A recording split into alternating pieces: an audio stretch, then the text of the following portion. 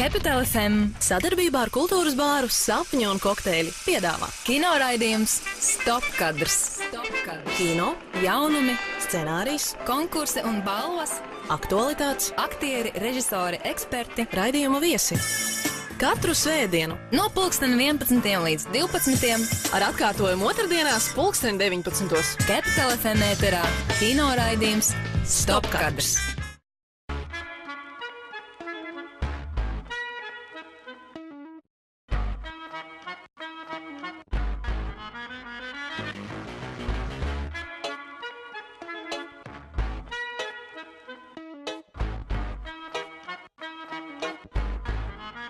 Kino raidījums Stop kadrs.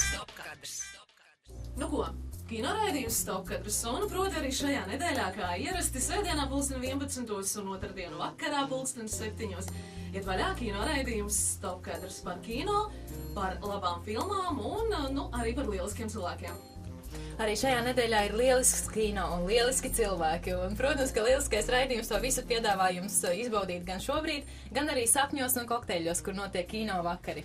Šajā nedēļā mēs runāsim par nacionālu filmu, sakarā arī ar Velsas svētkiem, un, principā, katru reizi mēs izvēlamies tādu filmu, lai ir tiešām interesanti ieskatīties un atklāt, varētu teikt, arī tādas varbūt nepamanītas nianses, ko mēs darīsim šoreiz ar interesantu personību un ar kino kritiķi. Jā, tātad filma, par kuru mēs runāsim, to šajā gadījumā atstāsim pieminēšanas ziņā nedaudz vēlāku laiku. Un laikam jā, iepazīstināsim ar mūsu šīs nedēļas kinoraidījumu Stop kadrs viešņu. Tā ir Sarmīte Elerte. Sveiciens! Labdien! Labdien, Sarmīte! Ir liels gods un liels prieks tieši jūs sagaidīt šajā studijā. Teiksim, kā ir, mēs sen jūs gaidījām. Sen, tiešām sen, un man jau gribas arī citiem pačukstēt, ka tik krāšņa studija, kā šobrīd ar ziediem, vēl nekad nav bijusi. Tā kā man ir liels prieks, ka noteikti kaut kādā veidā mēs iedvesmojamies un ļoti centāmies arī jūs iepriecināt. Un, paldies! Tā kā arī turpmākajā raidījumā noteikti centīsimies jūs iepriecināt. Labi! Nu, un tiem, kas nezina, tad varbūt arī, kas tad ir Sarmīte Elerte, nu noteikti jāmin tas posms, kas tikko kā noslēdzies, proti kultūras ministri bijusi un nezinātājiem tātad pačukstēsim, un tas būs tas, par ko mēs gribētu tagad sākumā nedaudz parunāt. Sarmīte Elerte ir arī kino kritiķe. Tā ir, Sarmīte? Jā, tā ir. Es mācījos šo te profesiju, mācījos to Maskavas kinematogrāfijas institūtā.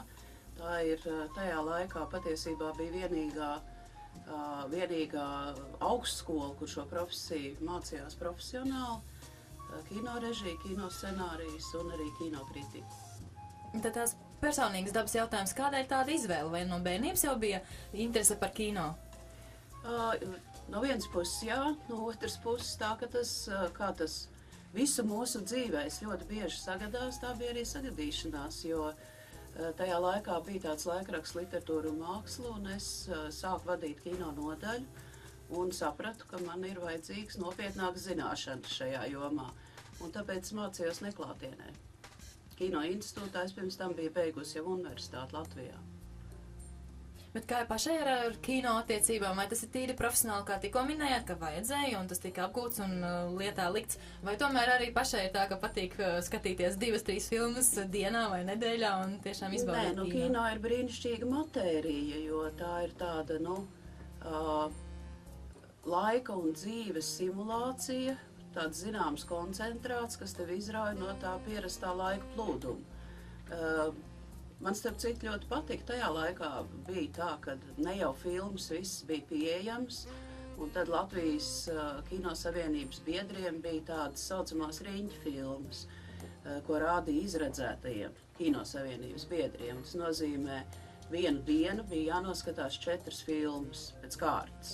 Tādas, ko neredzēja kinoteātros, rietumu filmas, un es atceros to sajūtu, man viņi ļoti patika.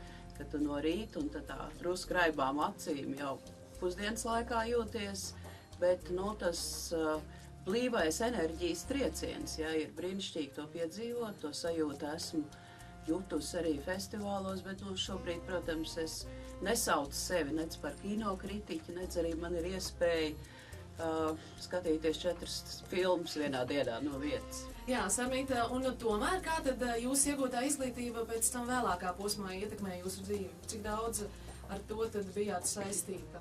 Nu, es strādāju literatūrā mākslā, pēc tam mums visiem pazīstamais festivāls Arsenāls. Augusts Sukuts un Māris Gailis man uzrunāja, jo viņiem bija avantūrisks plāns taisīt milzīgas tirāžas kino avīzes pa visu bijuši to Padomju Savienību tajā laikā, bet Padomju Savienība čīkstēdam, brakšķēdam sabruka, tā kā arī šis plāns izjuka, bet mēs kopā sākām Arsenālu un arī Arsenāla avīze Ars, kur tajā laikā bija jāteic pirmā brīvā avīze Latvijā, kura negāja cauri cenzūrai. Mums bija tāds labs kino trieciens tai Arsenāla avīzē. Pēc tam tā dzīve mainījusies, tad bija Tautas fronte, tad es strādāju laikrakstā Diena, bija tā galvenā redaktore ilgus gadus un pēc tam politika. Bet jebkura izglītība, jebkura iedziļināšanās ir īpaši, teiksim, tādās radošā jomā. Es domāju, ka tas ir cilvēkam nepieciešams, vienalga, kur un kā viņš strādātu. Jo vienīgais veids, kā tikt sakarīgi galā ar dzīvi, ir izturēties pret to radoši. Un radošie treniņi, es teiktu, tam labi palīdz. Kino raidījums Stopkadrs. Šobrīd laikam ir vērts arī uzdot jautājumu, tad kā tad ir ar jums, Saramīt, kādas ir jūsu mīļākās filmas, žanrs, aktieri? Es teiktu tā, mans mīļākais žanrs nav žanrs, bet gan autorkino. Un tas var būt gan komēdija, gan traģikomēdija vai arī jebkurš žanrs. Patiesībā es filmas nevērtēju pēc aktieriem, bet gan pēc režisoriem. Es sekoju līdzi režisoriem, kuri mani interesē. Pēdējā filma, varbūt, ko es redzēju, ir Melanholija. Kā jums patika? Lars von Trīrs, kaitinātājs un izaicinātājs un dumpinieks kino, bet es domāju, vispār šis dogmas virziens, dāņu kino virziens, ienesa pasaulē tādu ļoti būtisku jaunu vēsmu. Tā ir ļoti skaista filma. Tā nav viegla filma, jo gal galā pretēji visām žanra likumībām tā pasaule tiešām iet bojā, nevis kā Holivudā, kur viņi tagad taisītos, ilgi iet bojā un tad viss ļoti pārdzīvot un beigās, protams, viņi neiet bojā. Nē, Larsam von Trīram viss notiek līdz galam un pa īstam, un pasaule iet bojā. Bet es domāju, tas tie jautājumi, vai arī tā filmas pasaule, tā estētika ir vienkārši brīnišķīga. Sarmīta, jums kā kinokritiķei un vispār kā tad īsti ir ar to kinokritiķi, kas ir tie aspekti, kas tiek vērtēti filmā? Valoda, kādā tiek stāstīts stāsts. Piemēram, stāsts un jēga, kas vēl cits. Ko jūs šajā sakarā varētu pateikt par filmu Melanholija? Kādā valodā tā tika pastāstīta? Skaistā. Ārkārtīgi skaistā, kas it kā palēnina to laiku, jo tā kino spēle ar laiku jau ir tas fascinējošākais. Laiku tādā nozīmē, ka it kā, tuvojoties tam neizbēgamajam, katrs cilvēks solis un viņa kustība pēkšņi iegūst tādu milzīgu skaistumu, un tās filmas beigās ir tāda sajūta, bet pasaule taču ir par spīti visām tām briesmām, kas te kādreiz notiek. Neiedomājami skaists, tā skaitā estētisks skaists veidojums, un tas viss pazūd, jo tas skaistums kļūst redzams tikai tad, kad uz viņu skatās cilvēku acis. Sapņu kinokluba nedēļas filma! Jā, tieši tā, runāsim par 16. novembra kino vakaru Laumiņa ielā 32, kad tiks publiskā veidā rādīts Seržants Lapiņš, jeb proti Seržanta Lapiņa atgriešanās. Režisors Gatis Šmits un viena no pati jaunākajām latviešu filmām 2010. gadā uzņemta. Mūsu šī raidījuma viešņa Sarmīta Ēlerte. Sveiciens vēlreiz. Sveiki! Sarmīta, vai esat redzējusi šo filmu? Esmu, protams. Kāds ir jūsu profesionālais viedoklis par to? Laba, interesanta filma. Ļoti nopietni ņemams režisors Gatis Šmits, kurš gan jau iepriekšējā savā tajā daļiņā no kino kopas Fogelfrei piedāvāja ļoti interesantu savu daļu, un aģents Iemīls, kas bija viņa diplomdarbs tišai skolā Ņujorkā, bija ļoti laba, nopietna filma. Vienīgais trūkums, ka viņam tāpat kā citiem stiprajiem Latvijas kino režisoriem ir ļoti maz iespēja strādāt. Jūs domājat tieši Latvijas mērogā finansu dēļ? Diemžēl nauda kino šobrīd ir ļoti maz, bet es domāju, tas nebūs šķērslis. Gatis taisīs vēl atkal un atkal filmas. Tad no šī komentāra izriet, ka jūs šo filmu atzīstat par labu esam. Jā. Tas ir tas, ko mēs gribējām, un tad laikam tagad sāksim šķetināt. Kas tieši ir, varbūt, ja ne profesionāli, tad tīri personīgi, kas uzrunāja filmā? Mēs iepriekš runājām par to, ka ir tādi arhetipiskie sižeti, un arī šeit ir viens arhetipisks sižets, tas ir par par svešo.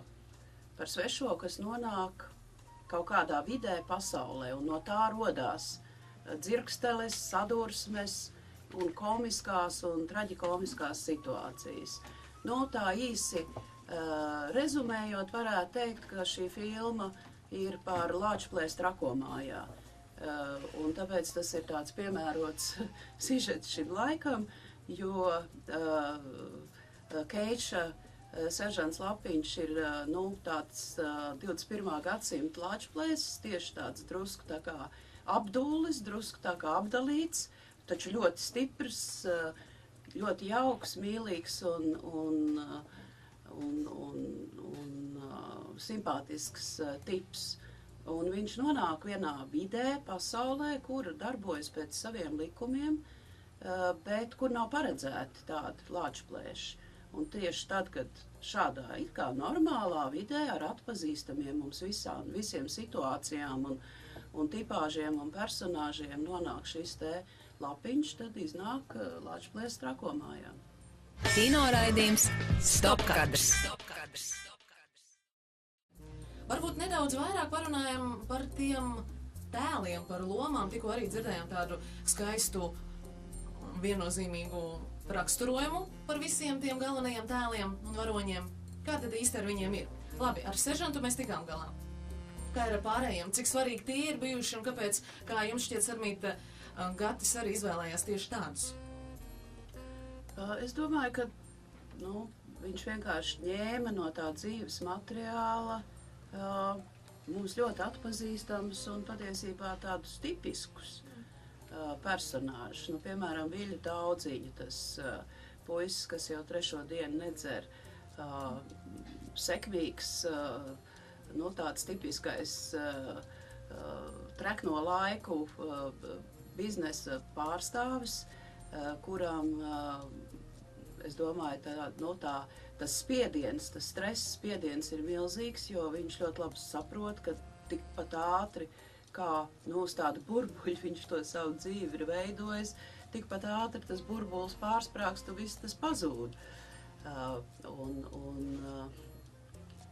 droši vien tas, ka viņš 3. dienu nedzer, ir arī tāpēc, ka tas ir vienīgais veids, kā kaut kā to burbuli tikt galā. Gunda Zāriņa, kura vienkārši sieviete, kas saprot, ka vienīgais dzīvošanas mērķis vai dzīves jēga ir dabūt kaut kādu vīru. Tad tur Gatis Gāga, kurš ir tāds arī, es teiktu, no tādas padomu filmu klasikas, arī tāds patiesībā jau dīvainītis, jo ir tas, godīgais policists, jā, un tāds pārāk pat pārspīlēti godīgais. Un tad, protams, un Znotiņš tāds Man jau vislabāk patika. brīnišķīgs, glumšs, tāds tipiski pablēdīgais taksometra šofers. Tāda īstena raksturloma, es teiktu. Jā, kas apvedīs ap stūri un piekrāps pilnīgi visus un katru, bet, kas paši vēl var dabūt gatavu.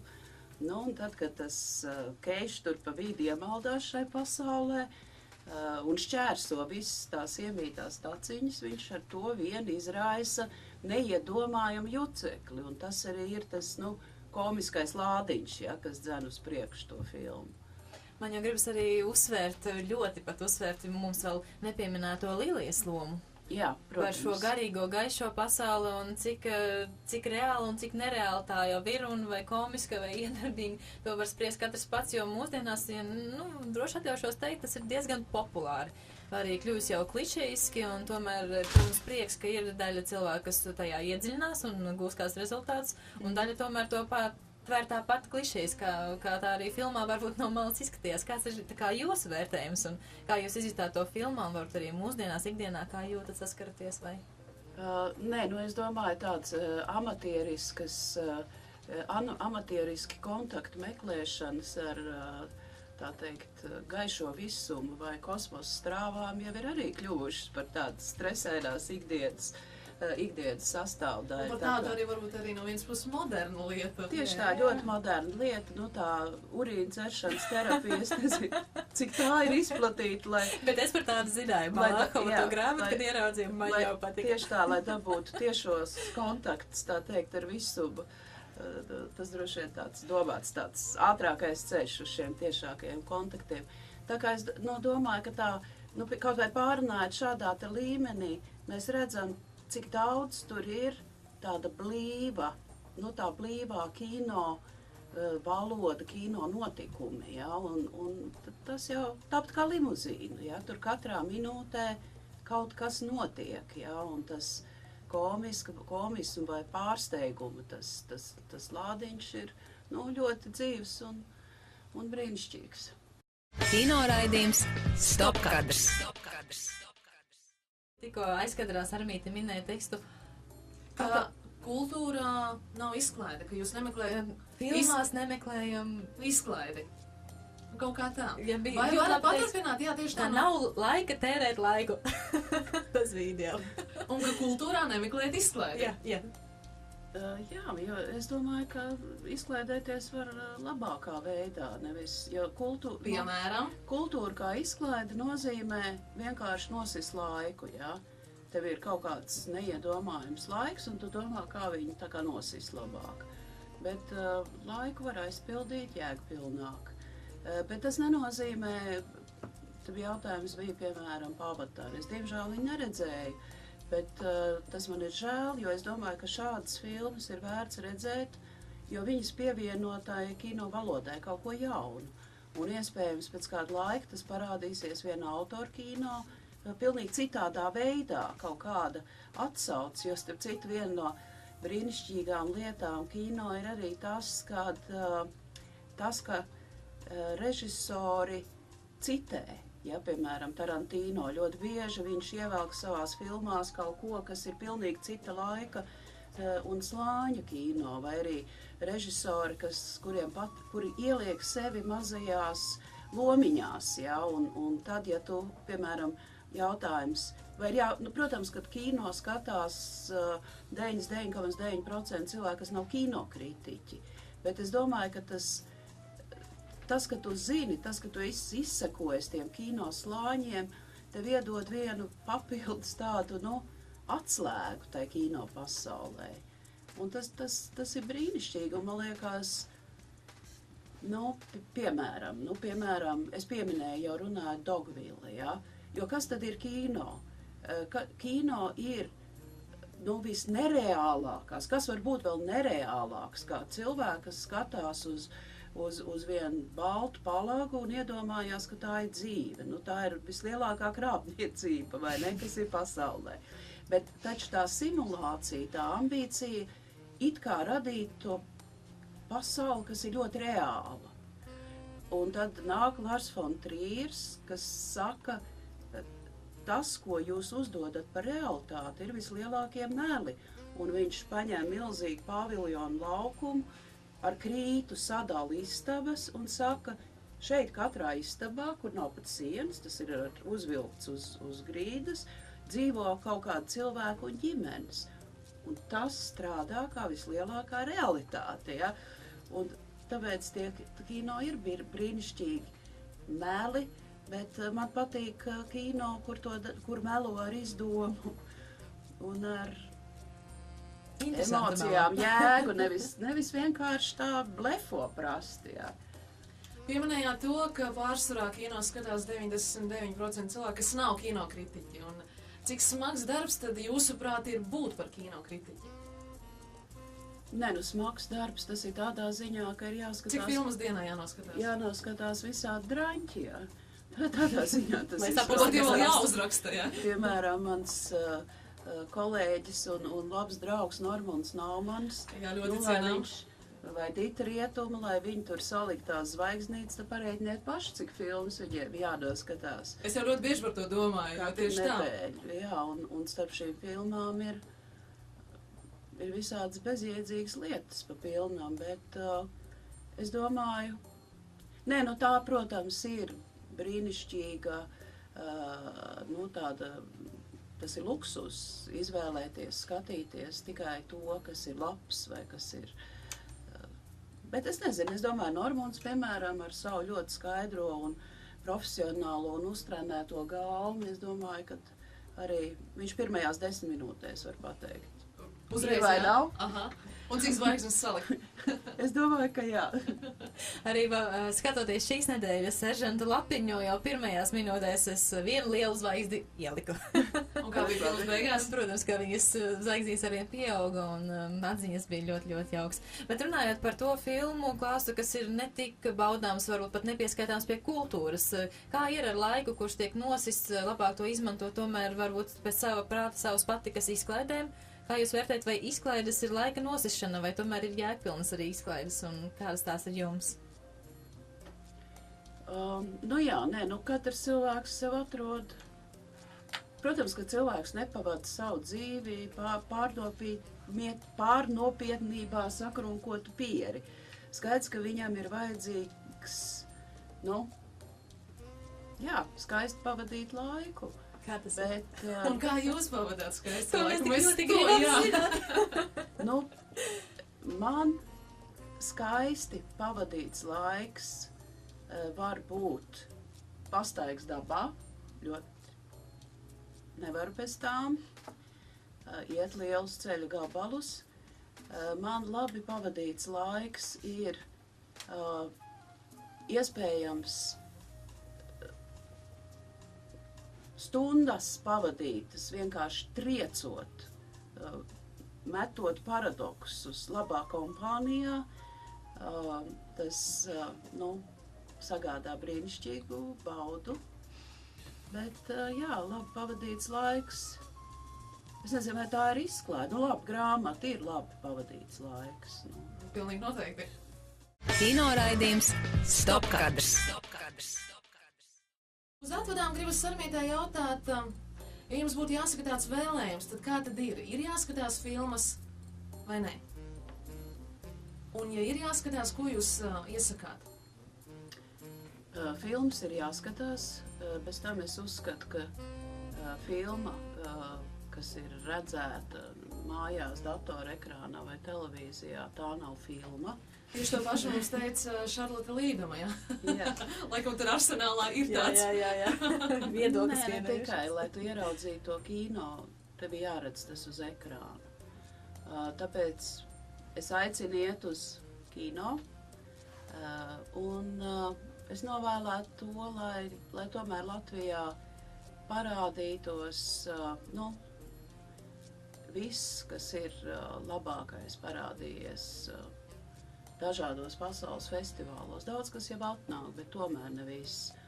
Es novēlu, lai Latvijā būtu nevis tikai tādas, maziņās kino kabatiņas, bet būtu, kā jebkurā sevi cienošā Eiropas pilsētā, viens labs kino, kur nepārtraukti rādītu kino klasiku.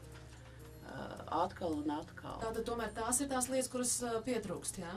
Jā, Un to mēģina kompensēt dažādi kinoklubi un reiz pa reizēm parādās, protams, bet tā, ka būtu viens stabils, pastāvīgs, kur tu zini, ka tu vari iet katru nedēļu, neatkarīgi no tā, kas tur būs konkrēti, jo tur būs tas zelta fonds kino. Un vēl es novēlētu, lai latviešu kino būtu lielāks finansējums, jo mums ir ļoti talantīgi režisori. Mums atkal ir viena pēc būtības paudze, kas mīņājās un gaida Anna Vidolē, Gatis Šmits, Jānis Kalējs, Putniņš. Vēl pēc tam jaunāki tur ir jau beiguši dažādas pasaules kino skolas. Viņiem ir jādod iespēja spēlēt. Un mēs šeit šodien vairāk runājam par aktieru kino, bet šobrīd es priecājos, ka ir tāds, pilnīgi var just, ir atkal viens latviešu dokumentālā kino, tāds vilnis, ja, tāda koncentrācija. Un šobrīd viss, kas ir vajadzīgs katru gadu pieaugošs finansējums. Latvieši nav sliktāki par citām tautām, lai mums ir jābūt iespējai sevi saprast un sevi izteikt arī caur kino, ne tikai caur mūziku vai caur teātri. Ja? Mēs esam klibi, ja mums pietrūkst viena no mākslām, caur kuru sevi saprast kā nācija, kā cilvēku, kā individu. Paldies par kino ažiotāžu, paldies par kino nozīmības celšanu. Man ļoti patīk klausīties, ceru, ka jūs arī visu to sajūtāt. Sarmīte, sirsnīgs paldies jums, ka atradāt laiku, ka bijāt pie mums. Paldies! Paldies, lai veicās mums un jums un kino. Paldies! Kino raidījums Stopkadrs.